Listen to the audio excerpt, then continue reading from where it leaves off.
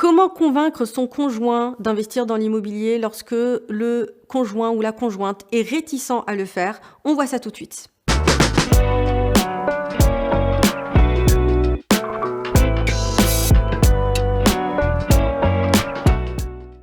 Vous êtes très nombreuses et nombreux à me parler de ce sujet, d'avoir votre moitié qui ne souhaite pas investir dans l'immobilier ou en tout cas qui a beaucoup de réticences.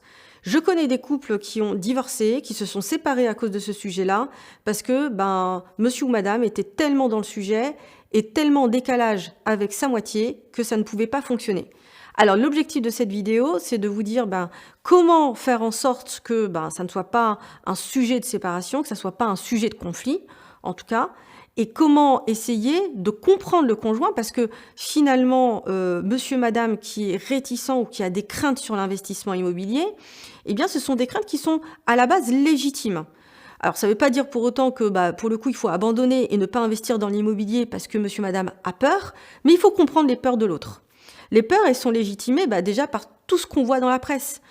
Qu'est-ce qu'on voit par rapport à l'investissement immobilier? On voit des problèmes. Voilà, on ne va pas vous faire de reportage d'investissement immobilier qui se passe bien. Ça n'intéresse pas la presse. On va pas vous parler de squat, on va vous parler de locataires qui payent mal, on va vous parler de dégradation, on va vous parler généralement des problèmes. Alors que dans la réalité, les locataires qui ne payent pas leur loyer, ça représente 4% uniquement du marché et qu'il y a aujourd'hui de plus en plus de professionnels qui, dès le départ, peuvent vous permettre d'avoir une garantie des loyers. Là, actuellement, je suis en train de mettre en place les locataires de tout un immeuble que j'ai acheté récemment. Chaque locataire passe par un organisme, doit présenter des pièces à cet organisme qui va vérifier la solvabilité, mais aussi la véracité des pièces, l'authenticité des pièces, parce qu'il y a beaucoup de trafic de pièces des locataires. Et donc, ça se passe très bien parce que, pour le coup, c'est cet organisme qui me paye les loyers et non pas directement les locataires. Ça, c'est par exemple l'une des techniques, il y en a de très nombreuses, qui peuvent permettre de rassurer votre moitié pour montrer que l'investissement locatif, on peut le faire avec des pare-feux et faire en sorte qu'au moins, au minimum, les loyers puissent être payés. Donc, il faut, à mon sens, accompagner donc votre moitié, comprendre ses craintes et faire en sorte que lui montrer que l'investissement locatif, ça va être nécessaire pour la sécurisation de votre famille, pour la préparation de la retraite, et que finalement, si vous ne passez pas à l'action, vous n'aurez pas ces résultats-là. La crainte légitime de votre moitié, elle peut s'expliquer aussi par tout ce qu'on voit sur YouTube et sur Internet de manière générale. Souvent, on vous présente l'investissement locatif comme quelque chose de super facile, où vous allez en 2 biens conduire des véhicules de luxe et pour le coup vivre dans une maison à Bali par exemple. Et donc c'est vrai qu'on voit beaucoup de choses de personnes qui présentent l'investissement locatif comme étant quelque chose de trop facile. Et donc c'est ça qui peut amener votre moitié à avoir peur de l'investissement immobilier. Vous pouvez donc lui montrer que vous avez pris conscience de ce que l'investissement immobilier, c'était un travail sur du long terme, un marathon, qu'on pouvait se faire entourer de professionnels sérieux et y aller étape par étape.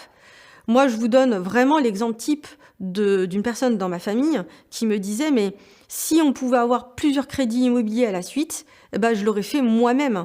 Et c'est aussi une pensée limitante que beaucoup de personnes ont et qui est aussi légitime. Il y a effectivement donc des possibilités d'avoir plusieurs crédits immobiliers. Il faut pouvoir l'expliquer. Donc en fait, il y a tout un travail de pédagogie. Et très honnêtement, en fait, quand on va à des soirées d'investisseurs, à des séminaires, et je vous recommande d'amener votre moitié à ce genre d'événements, ça va lui permettre donc de voir qu'il y a des choses qui sont réalisables, que les personnes qui réalisent des investissements immobiliers, ce sont des personnes qui ne sont pas folles dingues, ce sont beaucoup de personnes qui ont la tête sur les épaules, voilà, des personnes qui ont une famille, qui ont de l'épargne, qui ont envie de se sécuriser, de faire les choses correctement, et avec méthode. Donc déjà, ça peut rassurer votre moitié de voir ça de ses propres yeux, parce que c'est vrai que de l'extérieur, c'est un peu de la folie, l'investissement immobilier. Parfois, on peut se dire, mais là, les gens, ils vont sur des travaux, ils font n'importe quoi. Et encore une fois, avec ce qui se passe au niveau de la presse qui ne parle que des choses négatives de l'investissement immobilier, parce que c'est ça qui fait vendre, voilà, toutes ces manières-là de faire, c'est pour rassurer la moitié. Donc d'ailleurs, si votre moitié n'est pas encore abonné à ma chaîne YouTube, je l'invite à le faire parce que sur ma chaîne YouTube, je parle vraiment des points de vigilance à avoir dans l'investissement immobilier pour montrer que voilà, quand on veut se lancer dans l'investissement, il y a des choses à vérifier et quand on les vérifie, quand on se fait bien entourer, eh ben on peut réaliser des opérations intéressantes sans avoir non plus la tête brûlée. J'espère que cette vidéo a été utile. Je suis à votre disposition pour répondre à votre moitié qui est un peu réticent sur l'investissement immobilier en commentaire de cette vidéo. Et on se retrouve à très bientôt sur ma chaîne YouTube à l'occasion d'une autre vidéo. À bientôt.